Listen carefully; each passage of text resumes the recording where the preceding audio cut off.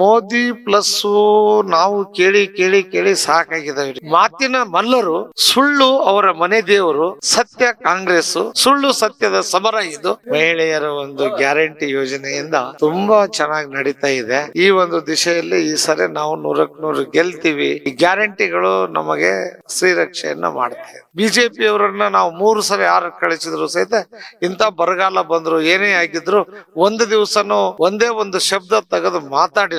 ಅಂತವ್ರಿಗಿಂತ ಇಂಥವ್ರು ಉತ್ತಮವಾದಂತವ್ರು ಅನ್ನೋದು ಒಂದು. ಇನ್ನೊಬ್ರು ಬೆಳಿಬೇಕು ಪ್ರಜಾಪ್ರಭುತ್ವ ವ್ಯವಸ್ಥೆಯಲ್ಲಿ. ಅವರು ಒಂದು ಪೋಸ್ಟ್ ನಲ್ಲಿ ಇದ್ದಾರೆ, MLA ಆಗಿದ್ದಾರೆ. ಹಾಗಾಗಿ ಮತ್ತೊಂದು ಎಲೆಕ್ಷನ್ ಮಾಡೋದು, ಜನರಿಗೆ ತೊಂದರೆ ಕೊಡೋದು ಇದು ಸರಿ ಕಾಣುತ್ತಾ ಇಲ್ಲ. ಹಾಗಾಗಿ ಆನಂದ್ ಸ್ವಾಮಿ ಗಡ್ಡದೇವ್ರ ಮಠ ಅವರನ್ನ ಪಾರ್ಲಿಮೆಂಟ್ಗೆ ಆಯ್ಕೆ ಮಾಡುವುದು ಸೂಕ್ತ. ನಮಸ್ಕಾರ ವೀಕ್ಷಕರೇ, ಕರ್ನಾಟಕ ಟಿವಿಯ ಲೋಕಸಭಾ ಚುನಾವಣಾ ಸಂಚಾರ ಹಾವೇರಿ ಗದಗ ಲೋಕಸಭಾ ಕ್ಷೇತ್ರದಲ್ಲಿ ನಾವಿವತ್ತು ಹಾವೇರಿಯಲ್ಲಿದ್ದೀವಿ. ಹಾವೇರಿಯ ಶಾಸಕರಾದಂತಹ ಜನಪ್ರಿಯ ಶಾಸಕರು ರುದ್ರಪ್ಪ ಲಮಾಣಿ ಅವರು. ಸರ್ ನಮಸ್ತೆ. ನಮಸ್ಕಾರ. ಹೇಗೆ ನಡೀತಿದೆ ಲೋಕಸಭೆ ಈ ಸಲ? ಈ ಸಲ ನಾನು ಎಂದೂ ಕೂಡ ಈ MP ಎಲೆಕ್ಷನ್ ಅನ್ನ ಇಷ್ಟು ಉತ್ಸಾಹ ಹುರುಪು ಮಹಿಳೆಯರ ಒಂದು ಗ್ಯಾರಂಟಿ ಯೋಜನೆಯಿಂದ ತುಂಬಾ ಚೆನ್ನಾಗಿ ನಡೀತಾ ಇದೆ. ಈ ಒಂದು ದಿಶೆಯಲ್ಲಿ ಈ ಸರಿ ನಾವು 100ಕ್ಕೆ 100 ಗೆಲ್ತೀವಿ ಅನ್ನೋ ಭರವಸೆ ನಮಗಿದೆ. ಈ ಗ್ಯಾರಂಟಿಗಳು ನಮಗೆ ಶ್ರೀರಕ್ಷೆಯನ್ನ ಮಾಡ್ತೇವೆ. ಅಭ್ಯರ್ಥಿ ಬಗ್ಗೆ ಏನ್ ಹೇಳ್ತೀರಾ ಸರ್? ಅಭ್ಯರ್ಥಿ ಹೊಸಬ, ಈಗ ತಾನೇ ಅವರು ಉದ್ಯಮಿಯಾಗಿದ್ರು. ಅವ್ರ ತಂದೆಯವರು ಒಬ್ಬ ಸಜ್ಜನ ರಾಜಕಾರಣಿ. ಹೌದು, 2 ಸಾರಿ ಅವರು ಶಿರಟ್ಟಿ ಕ್ಷೇತ್ರದ ಶಾಸಕರಾಗಿದ್ರು. ಅವ್ರ ಜೊತೆಗೆ ನಾನು ಕೂಡ ಶಾಸಕರಾಗಿದ್ವಿ. ಜನ ಅವರನ್ನ ಪ್ರೀತಿಯಿಂದ ಕಾಲಿಗೆ ಬಿದ್ದು ನಮಸ್ಕಾರ ಮಾಡಿ ಓಟ್ ಹಾಕ್ತಕ್ಕಂತ ಒಬ್ಬ ವ್ಯಕ್ತಿ ಅವ್ರ ತಂದೆ GS ಗಡ್ಡದೇವ್ರ ಮಠ ಅವರು.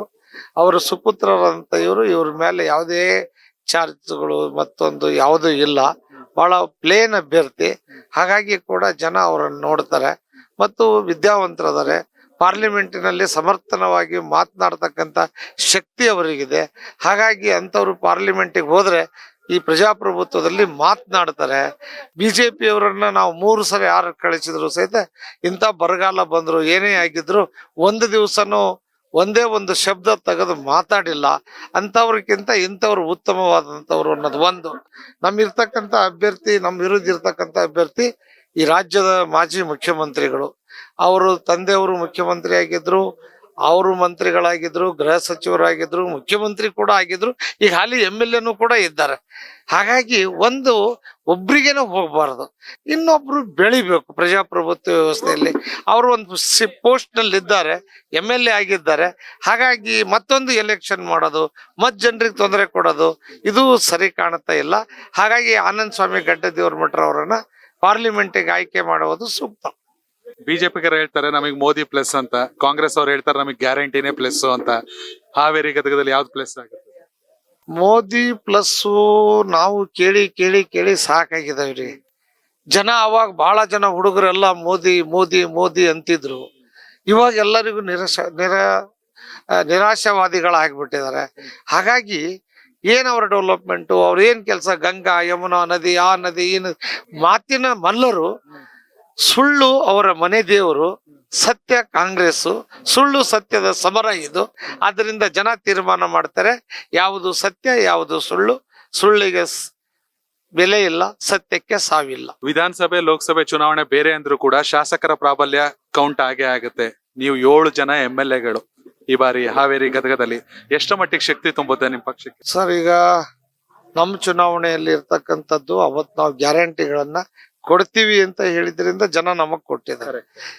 ಈಗ ನಾವು ಕೊಟ್ಟಿದ್ದೇವೆ 8 ತಿಂಗಳಲ್ಲಿ 9 ಕಂತು ಜನರಿಗೆ ಕೊಟ್ಟಿದ್ದೇವೆ.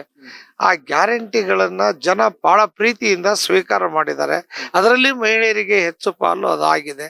ಒಬ್ಬ ಬಡ ಮಹಿಳೆ ತನಗೆ ಬರ್ತಕ್ಕಂಥ ಆದಾಯ ಮತ್ತು ಇದನ್ನು ಸೇರಿಸಿ ಬಹಳ ಸಂತೋಷದ ಜೀವನ ನಡೆಸಲಿಕ್ಕೆ ಇದೊಂದು ಅತ್ಯಂತ ಉತ್ತಮವಾದಂತ ಒಂದು ಮಾರ್ಗ ಆಗಿದೆ. ಕೊನೆಯದಾಗಿ ಇನ್ 2 ದಿನ ಕ್ಷೇತ್ರದ ಮತದಾರರಿಗೆ ಏನ್ ಹೇಳಲಿಕ್ಕೆ ಇಷ್ಟಪಡ್ತೀರಾ? ನಮ್ಮ ಕೆಲಸ ನೋಡಿ ಗ್ಯಾರಂಟಿಯನ್ನ ಮೆಚ್ಚಿ ನಮಗೆ ಮತ ಹಾಕಿ, ಇಷ್ಟ ಹೇಳುತ್ತೆ. Thank you sir, thank you so much. ವೀಕ್ಷಕರೇ, ಇದು ಶಾಸಕರಾದಂತಹ ರುದ್ರಪ್ಪ ಲಮಾಣಿ ಅವರ ಮಾತು. ಬಿಜೆಪಿಯ ಭಾವನೆಗಳನ್ನ ಒಂದ್ ಕಡೆ ನೋಡಿ, ಕಾಂಗ್ರೆಸ್ನ ಅಭಿವೃದ್ಧಿ ನೋಡಿ, ಗ್ಯಾರಂಟಿಯನ್ನು ನೋಡಿ, ಆ ಒಂದು ನಾವು ಭರವಸೆಯನ್ನು ಕೊಟ್ಟಾಗಲೇ 136 ಗೆಲ್ಸಿದ್ರಿ. ಈಗ ಅದನ್ನ ಪೂರೈಸಿದೀವಿ. ನಿಮ್ಮ ಎದುರಿಗೆ ಇದೆ ಎಕ್ಸಾಂಪಲ್ ಅಂತ ಹೇಳ್ತಿದ್ರೆ. ಕ್ಯಾಮ್ರಾ ಪರ್ಸನ್ ಮಾಂತೇಶ್ ಜೊತೆ ಯೋಗೇಶ್, ಕರ್ನಾಟಕ ಟಿವಿ, ಹಾವೇರಿ.